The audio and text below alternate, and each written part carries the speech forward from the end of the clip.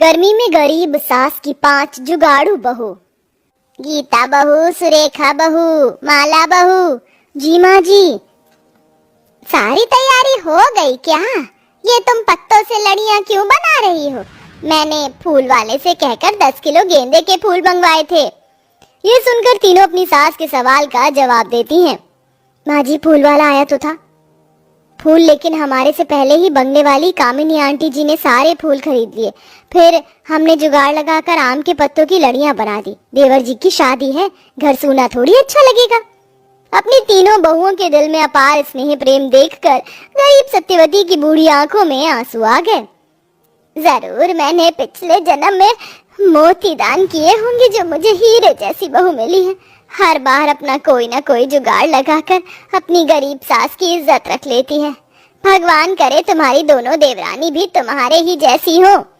सत्यवती अपने 5 बेटे और 3 बहू के साथ दिल्ली जैसे बड़े शहर में झुग्गी डाल कर रहती थी, जिसके अगल बगल में बड़े बड़े बंगले वाले अमीर लोग बसे थे। 3 बहू के बाद अपनी चौथी और 5वीं बहू इमली और चंदा को वह बलिया से ला रही थी।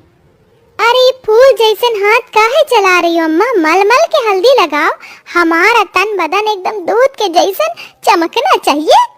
ये सुनते गंगा अपना माथा पीट लेती है। इमलिया, चुप करके बैठ जा, ज्यादा चपड़ चपड़ मत करना और एक कैंची जैसी जुबान चलाना बंद कर। काहे कि तुम दोनों का ब्याह हो रहा है, ससुराल जाना है। बेलगाम कहीं की, अगर ससुराल में भी भचर भचर करेगी तो सास लतिया देगी। तभी चंदा टशन भरे अंदाज में कहती है, अम्मा तुम हमारे लिए टेंशनियाओ मत, हम कोई न कोई जुगाड़ लगा के पटा ही लिए ससुरी को। गांव के माहौल में पली बड़ी गंगा की दोनों बिटियां बहुत ही हंसमुख और खुशमिजाज भी थीं। अगले दिन बलिया गांव से दोनों विदाई लेकर भरी गर्मी के मौसम में ससुराल आ जाती हैं, जहां सत्यवती उनका गृह प्रवेश करवाती है। आओ बहू, दाहिने पैर से कलश को गिराकर अंदर आओ। गृह प्रवेश करके दोनों सास के पैर छूती हैं। आज ईश्वर ने मेरा परिवार पूरा कर दिया। ऊपर वाले से बस एक ही विनती है, मेरे बेटे बहू का घर संसार बसा रहे। बाकी 3 बहुओं की तरह इमली और चंदा भी अपने गरीब ससुराल को खुश दिल से अपनाती हैं। हंसते मुस्कुराते दिन बीतते हैं, मगर अब मई जून की भयंकर गर्मी पड़ने लग जाती है।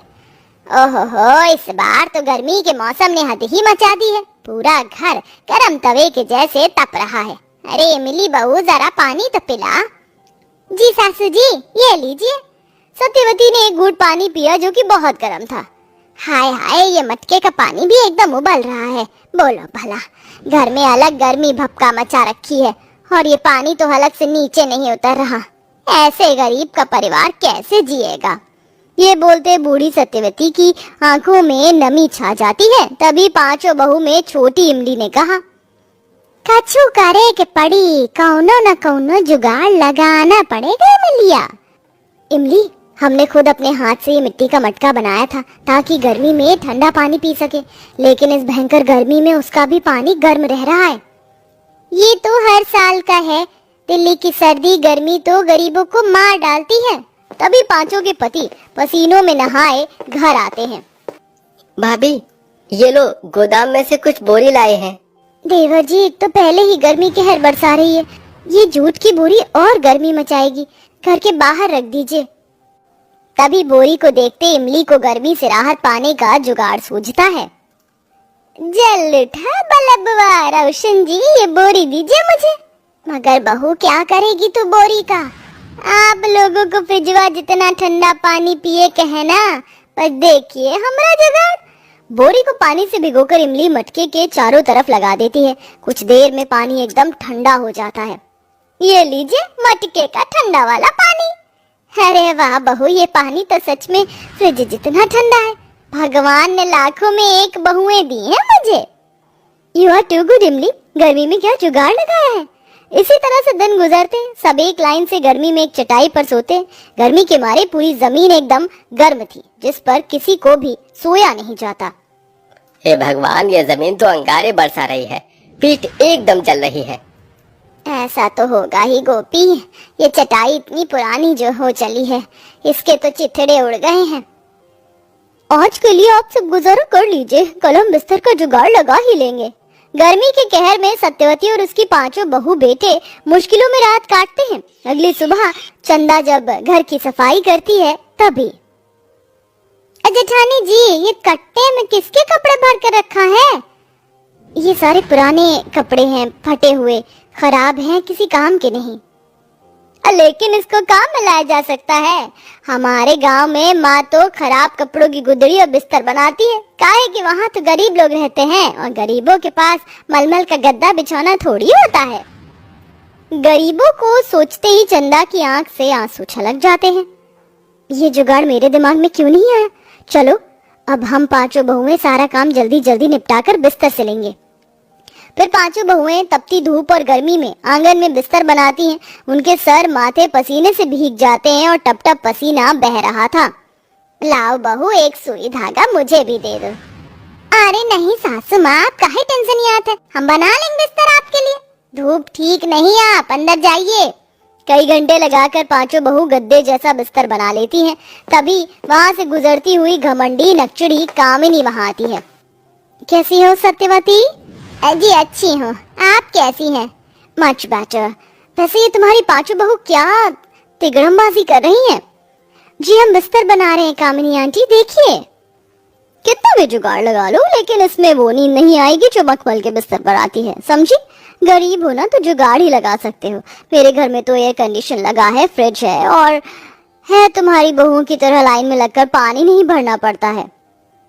अपने गरीब ससुराल का मजाक उड़ते देखकर इमली चुप नहीं रह पाती और टशन में बोली, काहे कि आपके बड़े बंगले की बड़ी सी टूटी में डायरेक्ट पानी आता है, लेकिन भूलिएगा मत, आवत तो मैली जमुना में से ही है। What the hell? कहना क्या चाहती हूँ? अब बस इतना कि कचरे का निपटारा किया जाता है, जमुना का मैला पानी साफ करके आपके बंगले में आता है, इसलिए किसी चीज को बेकार मत समझिए। काहे कि एक वक्त में कबाड़ा भी काम आवत है। जयराम जी की वो रहा दरवाजा, आप जा सकती हैं इंग्लिश मैडम। कामिनी बेइज्जत होकर चली जाती है।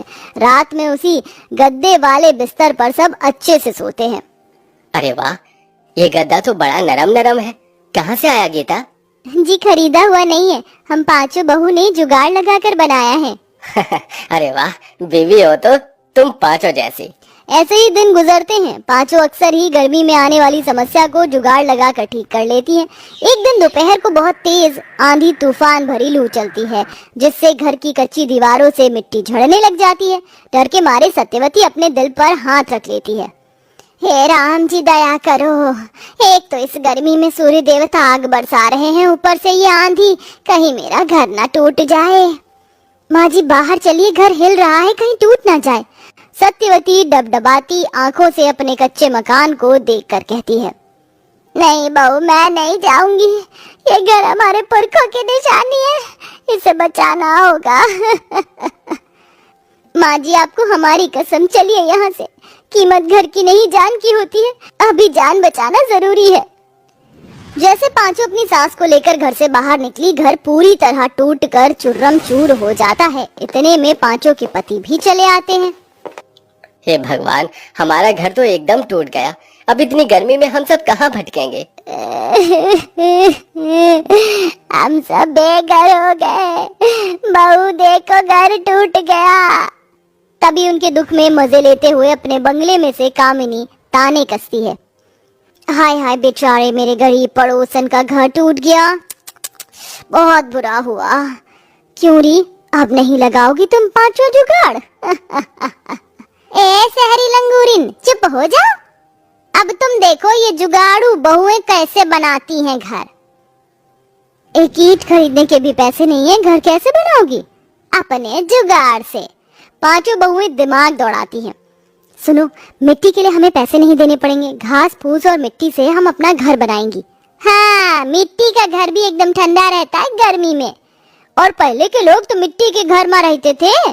पांचों कड़ी गर्मी में घर बनाने में लग जाती हैं, जिसमें दो बहू हरी हरी घास इकट्ठा करती हैं और बाकी तीन मिट्टी और गोबर। जिसके बाद पांचों मिलकर मिट्टी की मजबूती से दीवार बनाती हैं और दो बहू घास फूस केले के पत्तों से छत पक्की करती हैं। 2 दिन की लगी मेहनत से हमने घर बना लिया। माँ जी चलिए अंदर। सभी घर के अंदर जैसे ही आते हैं तो वहाँ बहुत ठंडक थी। इस मिट्टी के घर में कितनी ठंडक है। हाँ भैया, गर्मी भी नहीं लग रही है। जुग जुग जीती रहो मेरी जुगाड़ू बहू। तुम पांचों ने ये घर नहीं बनाया बल्कि मिसाल खड़ा किया है। ये वाला जुगाड़ बहुत ही बढ़िया है माँ जी, इसलिए अब हम अपने घर के लिए इसी घास से फर्नीचर भी बनाएंगे और हाथ पंखा भी। पांचों जुगाड़ लगाकर घास के फर्नीचर चादर भी बनाती हैं, तो वही इमली सबके लिए पंखा बनाती है और इस तरह पांचों बहुओं का जुगाड़ से गर्मी में सबको राहत दिलाती